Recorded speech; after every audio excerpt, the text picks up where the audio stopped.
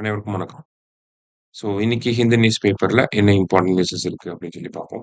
So டைரக்டா பார்த்தீங்கன்னா editorial பேஜ்ல ஒரு இம்பார்ட்டன்ட்டான விஷயம் இருந்துச்சு. அதான் இன்னைக்கு பார்க்க போறோம். ஸோ என்ன கொடுத்துருக்காங்க அப்படின்னா India India's forest hold the future அப்படின்னு சொல்லி கொடுத்துருக்காங்க. சரியா? ஸோ இங்க என்ன கான்டெக்ட்ல வந்து டிஸ்கஸ் பண்றாங்க அப்படின்னு சொல்லி பார்த்தீங்கன்னா ரீசெண்டா கிரீன் இந்தியா மிஷனுக்கு கீழே ஒரு சில பிளான் வந்து ரிவைஸ் பண்ணியிருக்காங்க. ஒரு சில டார்கெட்ஸை வந்து ரிவைஸ் பண்ணியிருக்காங்க. சரியா? ஸோ என்ன டார்கெட் வந்து வச்சிருக்காங்க அப்படின்னு சொல்லி பார்த்தீங்கன்னா 25 million hectares of degraded forest and non forest லேண்டை வந்து ரீஸ்டோர் பண்ணணும் அப்படின்னு சொல்லி சொல்லியிருக்காங்க. ஃபாரஸ்ட்டை ரீஸ்டோர் பண்ண போறாங்க.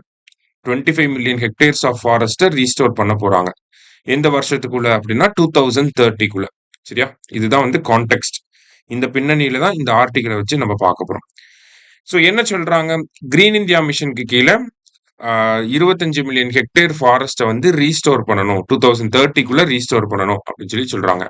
இப்போ இந்த கிரீன் இந்தியா மிஷன் அப்படிங்கிறது எப்போ வந்துச்சுன்னு தெரிஞ்சுக்கணும். The National Mission for Green India or Green India Mission அப்படின்னு சொல்லலாம். 2014ல வந்து கொண்டு வந்திருப்பாங்க. சரியா? ஸோ இந்த மிஷனோட சக்சஸ் ரேட் அப்படின்னு சொல்லி பார்த்தீங்கன்னா கிட்டத்தட்ட நமக்கு 11.22 மில்லியன் ஹெக்டேர்ஸ்க்கு வந்து என்ன பண்ணியிருக்காங்க? அஃபாரஸ்டேஷன் ஆக்டிவிட்டீஸை வந்து பண்ணியிருக்காங்க. சரியா? ஸோ கடந்த 10 வருஷத்துல பார்த்தீங்கன்னா கிட்டத்தட்ட 11.22 மில்லியனுக்கு ரீஸ்டோரேஷன் வந்து பண்ணியிருக்காங்க. இந்த ஹெக்டேர் அளவுக்கு ரீஸ்டோரேஷன் பண்ணியிருக்காங்க. ஸோ டியூரிங் திஸ் பீரியட் எவ்வளவு forest and tree cover increase ஆயிருக்கு அப்படின்னு சொல்லி பார்த்தீங்கன்னா 24%லேருந்து 25.17% இன்க்ரீஸ் ஆயிருக்கு. India State of Forest Report அப்படின்னு சொல்லி நமக்கு 2 வருஷத்துக்கு ஒரு தடவை ரிப்போர்ட் ரிலீஸ் பண்ணுவாங்க. சரியா? அந்த ரிப்போர்ட்டோட லேட்டஸ்ட் டேட்டா படி இந்தியாவோட ஃபாரஸ்ட் அண்ட் ட்ரீ கவர், இந்த ஃபாரஸ்ட் அண்ட் ட்ரீ கவர் ரெண்டுத்தையும் சேர்த்து நம்ம என்னன்னு சொல்லுவோம்னா கிரீன் கவர் அப்படின்னு சொல்லி சொல்லுவோம். சரியா? ஸோ இந்த இந்தியாவோட கிரீன் கவர் எவ்வளவு இருக்கு அப்படின்னா 25.17% இருக்கு அப்படின்னு சொல்லி சொல்லியிருக்காங்க. ஓகேவா? ஸோ நம்மளோட ஃபாரஸ்ட் கவர் டார்கெட் என்ன அப்படின்னு சொல்லி பார்த்தீங்கன்னா 33% வந்து கொண்டு வரும். ஓகேங்களா?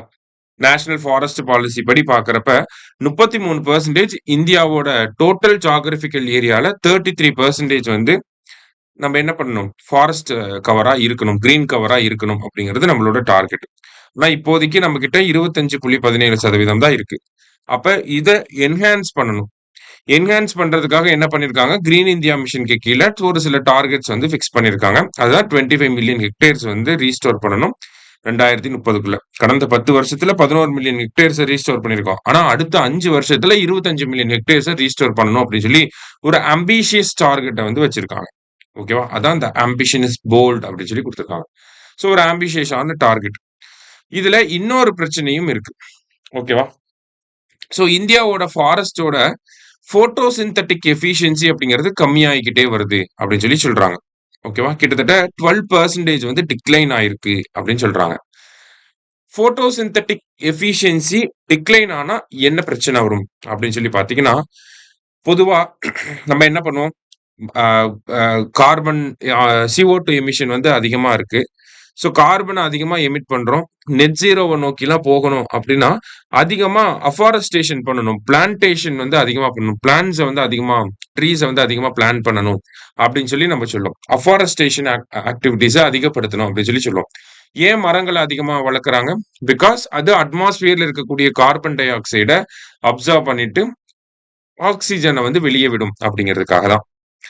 ஆனா இந்த போட்டோசிந்தட்டிக் எஃபிஷியன்சி கம்மியாக என்ன ஆகும்னா ஒரு மரம் அட்மாஸ்பியர்ல இருந்து அப்சர்வ் பண்ணக்கூடிய அந்த கார்பன் டை ஆக்சைடோட அளவு கம்மியாகிக்கிட்டே வரும். அப்ப வெளியே வரக்கூடிய ஆக்சிஜன் அளவும் கம்மியாக தான் போகுது.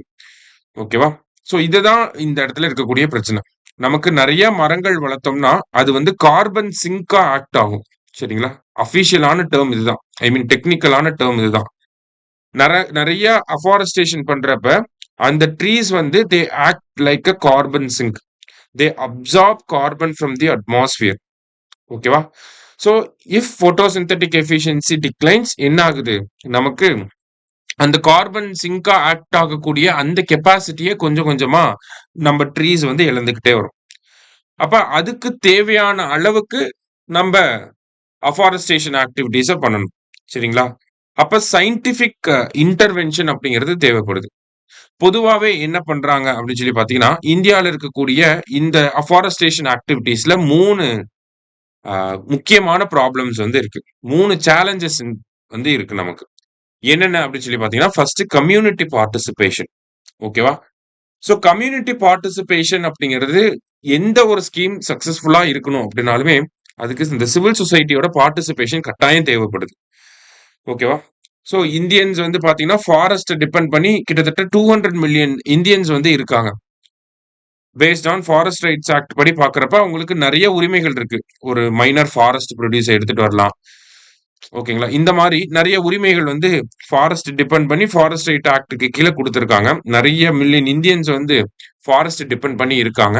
இருந்தாலும் அந்த அஃபாரஸ்டேஷன், கன்சர்வேஷன் ஆக்டிவிட்டீஸ்ல கம்யூனிட்டீஸ வந்து இன்வால்வ் பண்றது கம்மியாயிக்கிட்டே வருது. ஓகேங்களா?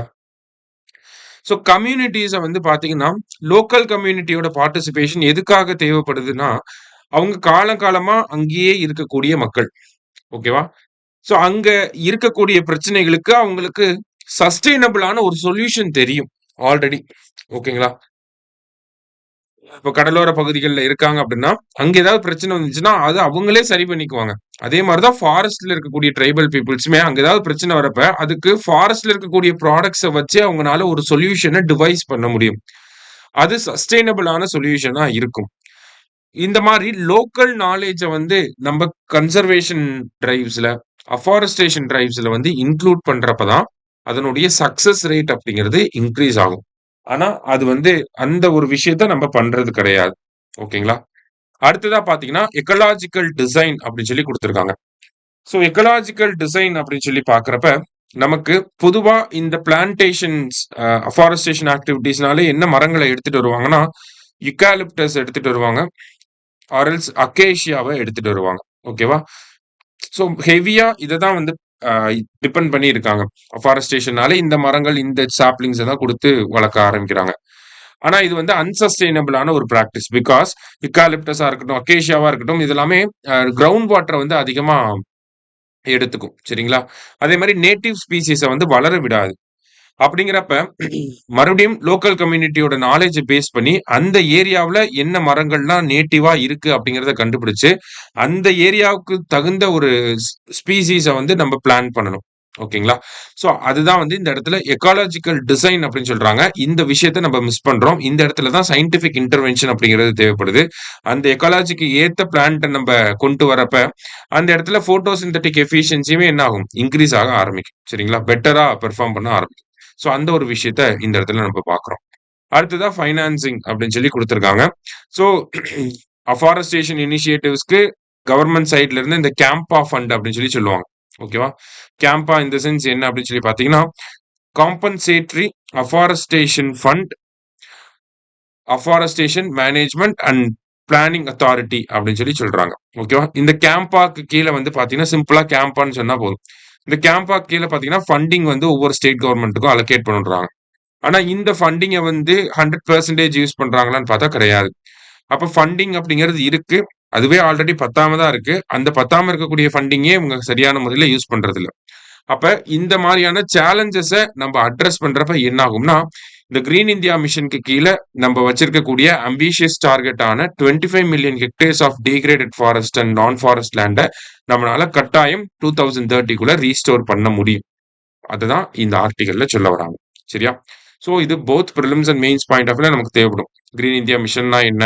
எப்போ வந்துச்சு? என்ன அப்ஜெக்டிவ்? இப்ப என்ன பண்ணியிருக்காங்க? அந்த மாரியான விஷயங்கள். மெயின்ஸ் பாயிண்ட் ஆஃப் வியூல பார்த்தீங்கன்னா, ஆ ஃபாரஸ்டேஷன்ல வந்து என்ன மாதிரியான சேலஞ்சஸ் இருக்கு?